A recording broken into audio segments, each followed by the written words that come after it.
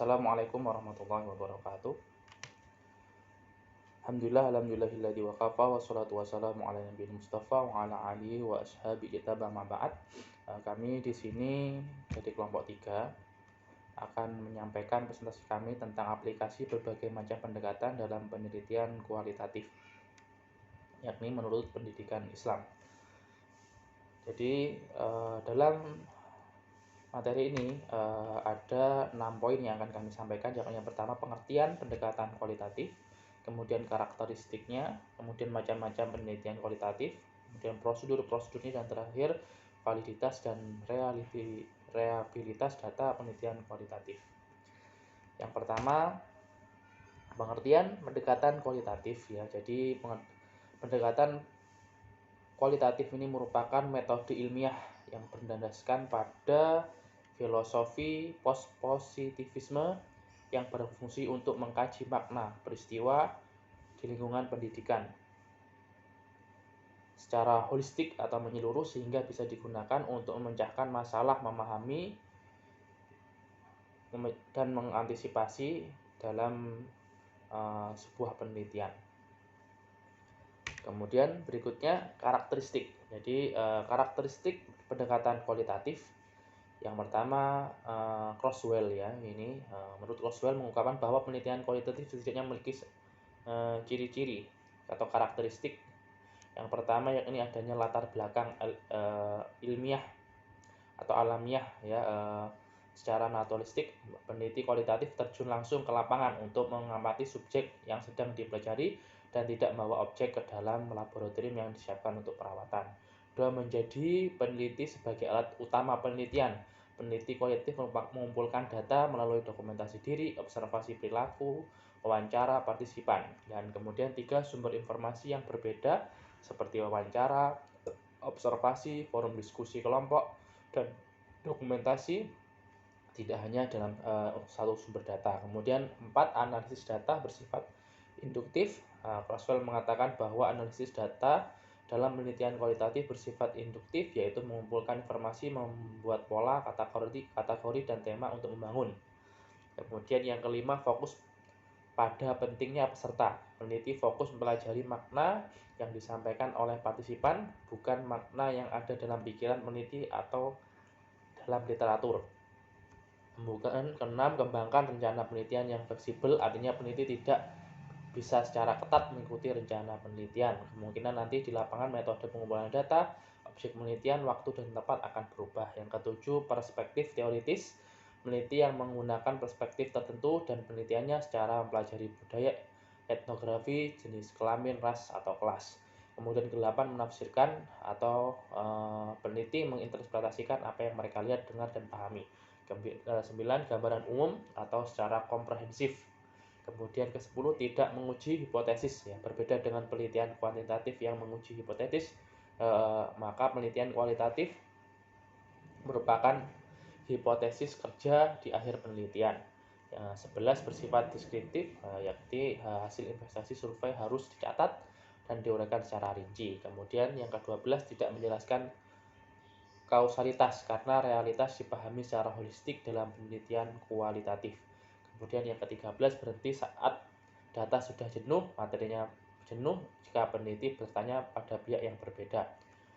Kemudian yang ke-14, untuk menghadapi data verbal, semua data hasil observasi, wawancara, atau rea dideskripsikan dalam bahasa lisan dalam catatan kualitatif. Ke-15, tidak ada generalisasi yang dibuat. Kemudian ke-16, pengambilan sampel penelitian purposif ya. Ketika memilih sampel penelitian, peneliti harus dapat menjelaskan dasar pemikiran terkait dengan tujuan penelitian. Dan yang terakhir, mengutamakan data lapangan daripada teori. Kemudian yang berikutnya, macam-macam penelitian kualitatif, yakni ada 5 jenis ya. Yakni yang pertama ada etnografi, yakni kajian ini mendeskripsikan dan menginterpretasikan suatu budaya, kelompok sosial, atau sistem ya. Kemudian yang kedua ada studi historis. Studi sejarah melihat peristiwa masa lalu.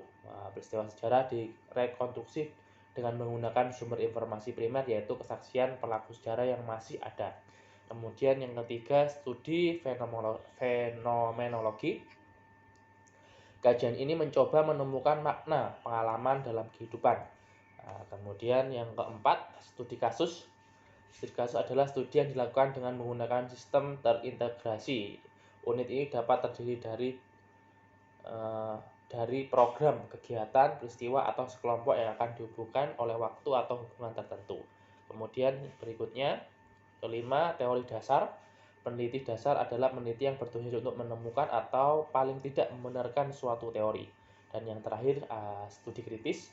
Model penelitian ini berkembang dari teori kritis, feminis, rasis, dan postmodern yang menganggap bahwa pengetahuan bersifat subjektif. Peneliti studi kritis ini biasanya memulai dengan mengungkapkan masalah manipulasi, ketimpangan, dan penindasan sosial. Tujuannya adalah untuk menciptakan keadilan, persamaan hak, dan kesempatan. Dan menurut Nana Saudi Sukmadinata ya, jadi ada 3 jenis penelitian non-interaktif dalam pendidikan, yakni ada analisis konseptual yang merupakan studi tentang konsep-konsep penting yang diinterpretasikan oleh pengguna atau pelaksana dengan cara yang berbeda. Dan kemudian ada analisis historis yang melihat informasi tentang tindakan, peristiwa, atau kebijakan yang terjadi pada waktu tertentu. Misalnya ketika peneliti meriksa rekaman video pertandingan bola basket yang belum diedit, pemikiran pengamat menghubungkan pemikiran peneliti dengan kejadian sebenarnya. Kemudian yang terakhir ada analisis kebijakan, yakni analisis politik, kajian yang menganalisis berbagai dokumen yang berkaitan dengan kebijakan tertentu seperti kebijakan negara, audit nasional. Penelitian ini berfokus pada hubungan kontradiksi antar dokumen atau dampak kebijakan. Kemudian poin berikutnya, prosedur penelitian kualitatif. Jadi prosedurnya yang pertama itu ada sebuah pengumpulan data. Dalam penelitian kualitatif, pengumpulan data dilakukan dengan kondisi alamiah atau natural condition. Sumber data primer dan teknik menggunakan data diutamakan observasi, partisipan, wawancara mendalam, dan dokumentasi. Analisis data proses mencari dan mengumpulkan secara sistematis. Ini adalah pengumpulan data. Kemudian ada analisis interpretasi data. Ya, jadi analisis data adalah proses mencari, mengumpulkan informasi secara sistematis dari hasil wawancara, lapangan, dokumentasi dengan berbagai cara, serta menarik kesimpulan terkait dengan mudah dan dipahami diri sendiri atau orang lain.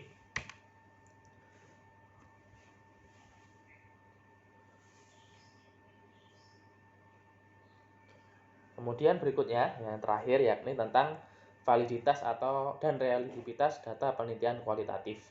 Dalam penelitian kualitatif, hasil atau data dapat dinyatakan valid apabila data yang dilaporkan dan perbedaan yaitu timbul dari objek penelitian tidak berbeda satu sama lain. Sugiono mengatakan uji validitas data melibatkan penelitian kualitatif meliputi ada credibility, ya, kemudian transferability, dependability, dan confirmability. Ini menurut Sugiono. Ya, jadi uji kredibilitas ini merupakan yang harus dilakukan dalam akhir penelitian kualitatif. Ada validitas dan ada realitas. Demikian dari beberapa penjelasan dapat disimpulkan bahwa hasil penelitian kualitatif tidak dapat digeneralisasi mengingat subjek bersifat dinamis dan relatif sulit untuk mengontrol individu yang tidak menutup kemungkinan dipengaruhi oleh kondisi dan keadaan siapa mereka. Namun ini tidak berarti bahwa penelitian kualitatif cacat karena ada beberapa cara untuk menguji validitasnya seperti uji plausibility, probability, reliability, dan variability. Dalam penelitian kualitatif ada beberapa pendekatan yaitu berupa studi etnografi, historis, fenomenologi, studi kasus, studi teori dasar, dan studi kritis. Demikian yang dapat kami sampaikan. Syukran ala timamikum. Wassalamualaikum warahmatullahi wabarakatuh.